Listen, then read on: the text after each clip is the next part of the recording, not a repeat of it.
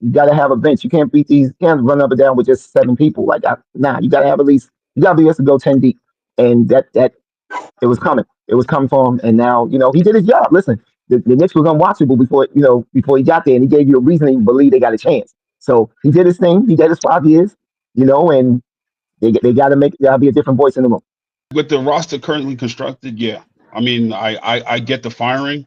Um, the player mutiny towards Tibbs, though, like something had to be said in them exit meetings for them to fire him as quick. Like It was I it feel was it's like a Miguel. Leon Rose, Towns, Mikal Bridges type of situation. It Ain't was no way Miguel. Brunson was behind this.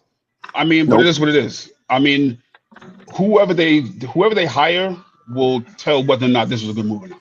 Thibbs sets a foundation, and we have our foundation. It's a rock solid foundation, and he raises your ceiling. But like the ceiling only goes so high. We need young voices, innovation. Okay. I think he was getting away with the same stuff over and over for too long.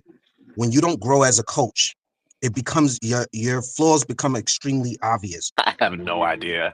Yeah. I done seen so many names floated around today. Well, for one, Jalen's dad's going to be on the squad no matter what because Jalen's on the team. So that's here. Everybody keeps saying Mike Malone. I think that's two sides of the same coin.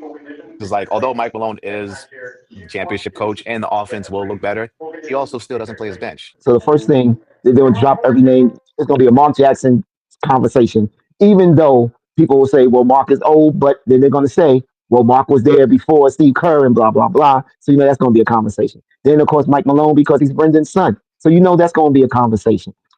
I think honestly they're going to have to go young because these young guys they want a young coach.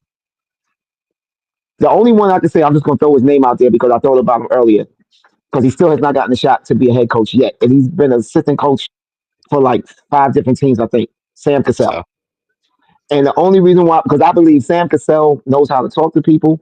I think he can get something out of the players. I think that Sam would be beloved in New York. I think the best case scenario is Johnny Bryant. Them paying Johnny Bryant as much as they were because he was one of the highest paid assistants in the league. It seemed like that was the the trend they move. were going towards. So to let him leave and then to give Tibbs an extension, only to fire Tibbs and then hire him back, that doesn't make any sense.